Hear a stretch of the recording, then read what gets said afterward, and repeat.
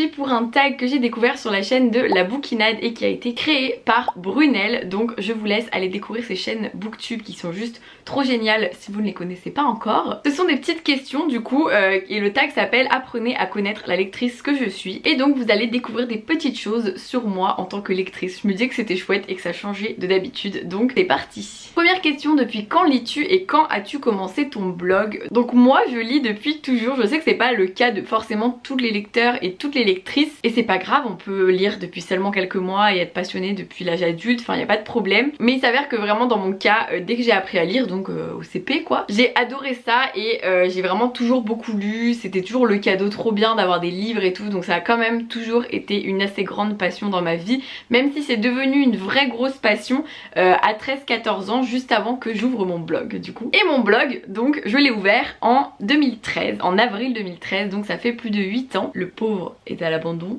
qu'on se le dise. Et ma chaîne Booktube est venue quelques mois après, donc ça fait 7-8 ans que j'ai une chaîne Booktube, plutôt 7 ans que 8 ans. La pépite de ta bibliothèque. Alors là ça peut être mon livre préféré, un livre que j'ai galéré à obtenir, un livre auquel je suis sentimentalement attachée, un livre que je trouve magnifique. Je me suis dit que le mieux c'était Le ciel est partout de Jandy Nelson, publié aux éditions Gallimard, parce que c'est un des seuls livres dans ma vie que j'ai osé annoter, corner, surligner, tellement il y a de citations que je trouve sublissimes dans ce petit bijou. C'est un de mes romans préférés au monde et pour moi c'est un peu une pépite parce que vous voyez il a vraiment une âme, genre vraiment. En plus rien que le marque-page par exemple, c'est une photo de Olivia et moi, et Olivia c'est une amie à moi qui m'a fait découvrir Le ciel est partout, c'était son roman préféré de l'univers et quand elle me l'a fait découvrir je me suis dit mais je comprends pourquoi. Donc la photo c'était mon marque-page, je trouve ça très chou. Il y a vraiment une grosse attache sentimentale à ce roman, d'où le fait que c'est lui ma pépite. Et si vous ne connaissez pas Le ciel est partout, c'est l'histoire de Lénie qui a l'impression qu'elle ne pourra plus jamais tomber amoureuse parce qu'elle vient de perdre sa sœur et sa sœur représentait évidemment une énorme partie de sa vie. Et elle est vraiment tiraillée entre voilà cette culpabilité de pouvoir rire à nouveau alors que sa sœur elle ne peut plus rire. C'est vraiment un très beau livre sur le deuil, très poétique et tellement parfait quand on est adolescent, enfin bref c'est vraiment le livre parfait au niveau des thèmes, des sujets abordés, donc lisez-le. Quand je vous dis qu'il est beaucoup surligné et avec annoté et tout, c'est un truc de fou. Ton souvenir le plus cocasse en rapport avec la lecture. Alors j'ai eu beau réfléchir, j'avais pas d'anecdote plus drôle que celle que je vais vous raconter là, que j'ai déjà racontée dans ma vidéo Le souffle des anecdotes livresques. La petite anecdote la plus cocasse en rapport avec la lecture, donc vous le savez je reçois beaucoup de livres chez moi, donc voilà, au bout d'un moment on finit par connaître le postier tout ça. D'ailleurs il s'avère qu'avant le postier de ma ville c'était mon voisin, donc il me connaissait très bien et tout, donc c'était super pratique, il savait par où m'amener mon colis machin et tout. Et plus tard il y a eu un nouveau livreur donc il s'occupait plutôt de Colissimo tout ça, même si je comprends pas tout à chaque fois. Et ce livreur je sentais qu'il m'aimait bien et tout, dans le sens où voilà il me demandait souvent comment ça allait et tout. Après ça veut pas toujours dire que c'est de la drague hein, mais vous allez comprendre. Il s'avère qu'un jour j'ai reçu un colis de Gallimard et sur le colis il y avait mon pseudo Instagram. C'était vraiment écrit genre pseudo Instagram @de souffle des mots, un truc comme ça. Et juste après m'être fait livrer mon colis, je reçois un message du fameux livreur. Et là je me dis ah non, genre parce que du coup c'était pas méchant en soi, ça me dérange pas du tout, mais du coup il m'envoie hey hey c'est le livreur ou un truc comme ça et je réponds haha. Et il me dit ah bah ouais il y avait le pseudo sur le colis ou quoi, il fallait pas le mettre dessus et tout. Et j'ai dit ah mais c'est pas moi qui l'ai mis en fait. Et après il a dit enfin je sais plus ce qu'il a dit, j'ai pas relancé et il a renvoyé un message en disant sinon comment ça va ou un truc comme ça. Et là je me suis dit ok là je suis gênée du coup je ne vais pas répondre et donc je l'ai foutu en vent, ce qui était d'autant plus gênant parce que je me disais quand il va revenir voilà. Je vous avoue que depuis ça fait un moment que je l'ai pas vu là, donc ils ont dû changer un peu, mais il fait un peu la tête parce que quand je le vois il dit à peine bonjour et tout, donc voilà. Ça se trouve il a vu ma vidéo Le souffle des anecdotes livresques, il me déteste maintenant. Je n'espère pas parce que c'était absolument pas méchant. Mais cette anecdote n'est même pas terminée parce que plus tard il y avait mon numéro de téléphone sur les colis et voilà qu'il s'est mis à m'appeler maintenant pour me dire genre en gros oui j'arrive dans 2 minutes, c'est pour sortir et pour que je l'attende devant la porte ou quoi. Et moi j'étais en mode non mais parce qu'au bout d'un moment il utilisait vraiment Instagram pour me dire j'arrive dans 2 minutes, j'ai un colis pour toi ou des trucs comme ça. Sauf que moi j'ai pas les notifs Insta donc c'était vraiment pas pratique. Donc après il m'appelait, enfin bref, et du coup je me suis dit oh là là dans quoi je me suis lancée. Mais ça va, rien de plus depuis et c'est vrai que ça fait un moment que je l'ai pas vu, donc où est passé mon livreur? Ça se trouve il me livre plus du tout mes colis, il les enterre dans... ou il les brûle. The livre à lire dans sa vie. Alors là je fais pas du tout dans l'originalité, mais pour moi il y a vraiment un livre à lire dans notre vie parce que c'est un livre qui réunit, c'est un livre qui vraiment j'ai le sentiment que on peut en parler avec tout le monde et c'est ça qui est super beau. Du coup j'ai l'impression que c'est le livre à lire dans sa vie pour faire perdurer un peu ce côté, cet univers magique. Donc c'est Harry Potter tout simplement, à l'école des sorciers. Pour moi vraiment faut lire le tome 1 déjà. Juste le principe même d'avoir lu Harry Potter un jour fait que voilà, c'est tellement un sujet de discussion qui peut être partout. Puis c'est tellement notre enfance aussi que bah évidemment ça a un impact. Enfin moi quand j'étais jeune, je suis toujours jeune mais quand j'étais enfant, j'avais vraiment des listes avec tous les sorts qui existent dans Harry Potter. Je faisais des recherches, je me faisais des documents et tout, enfin j'étais à fond de ouf. Et je me dis c'est tellement quelque chose voilà qui réunit tout le monde. J'ai croisé très peu de personnes dans ma vie qui aiment pas Harry Potter ou qui l'ont pas lu et du coup je trouve qu'il y a ce côté là où c'est un peu le livre, voilà. En plus vous voyez c'est tellement le livre, genre même le mien il a été acheté d'occasion et il a trop une âme. Et de se dire qu'il y a des enfants qui ont découvert Harry Potter avec cet exemplaire là que j'ai et tout, enfin bref ça m'émeut trop. Quel rapport entretiens-tu avec ta pile à lire? C'est-à-dire nombre de livres dedans, ton rapport. Je me permets de vous détacher du trépied pour vous dire que ma pile à lire c'est toute cette bibliothèque là, donc jusqu'en bas. Donc autant vous dire qu'il y a énormément de livres dedans. Il y en a plus de 250, 300 je pense à peu près. Donc en fait je ne les compte même plus. Après voilà, j'estime qu'il faut pas se culpabiliser sur sa pile à lire. Moi des fois je culpabilise dans le sens où il y a des livres qui sont depuis beaucoup trop longtemps et je sais que je vais jamais les lire. Il faut vraiment que je les donne parce que vaut mieux que quelqu'un puisse les lire à ma place sans que voilà, sans que le livre soit juste abandonné pendant 10 000 ans, parce qu'il y en a ils sont là depuis 8 ans hein. Du coup c'est pour ça que je la trie régulièrement. Donc voilà, j'ai pas un rapport négatif avec ma pile à lire, mais c'est vrai qu'il y a beaucoup de livres dedans et que bah de toute façon c'est très difficile. Si j'ai 250 livres dedans et que j'en lis genre 60-70 par an, autant vous dire que je risque pas de la vider dans 3 jours. Mais ça me fait plus culpabiliser. Il y a des fois où je l'étais un peu, mais maintenant je me dis non, franchement c'est un plaisir aussi d'avoir énormément de choix de lecture et de pouvoir lire un peu tout ce qu'on veut. Alaska décide de se lécher les fesses devant ma pile à lire. T'as aucun respect hein. Mais tout ça pour dire qu'avoir beaucoup de choix dans ces lectures c'est quand même un plaisir. Et voilà, de me dire que je peux me poser devant ma bibliothèque et me dire alors qu'est-ce que je vais lire et tout, bah c'est juste méga agréable. Donc je vais vraiment pas me plaindre, j'ai beaucoup de chance d'avoir énormément de livres.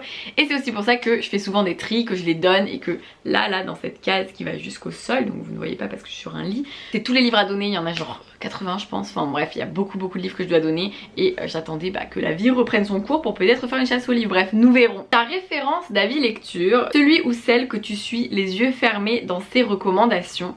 Et alors là, bah voyez-vous, je suis un peu la mauvaise booktubeuse, moi personnellement, parce que je n'ai aucune référence. C'est vraiment l'hôpital qui se fout de la charité dans mon cas.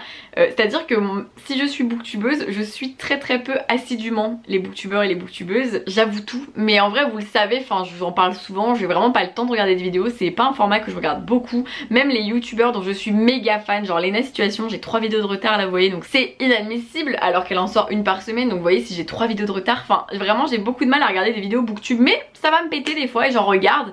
Mais c'est vrai que niveau recommandations et avis, je n'ai absolument pas de grands modèles et de personnes que je suis. Toutes les personnes que je suis sur les réseaux, sur Instagram et tout, peuvent à tout moment me donner envie de lire un livre, et moi ça dépend vraiment du sujet du livre, de comment on va en parler, des thèmes qui sont abordés, parce qu'au final dans les personnes que je suis il y en a aussi beaucoup qui aiment beaucoup la fantasy tout ça, et moi j'aime pas ça, donc c'est sûr que ça va pas m'influencer.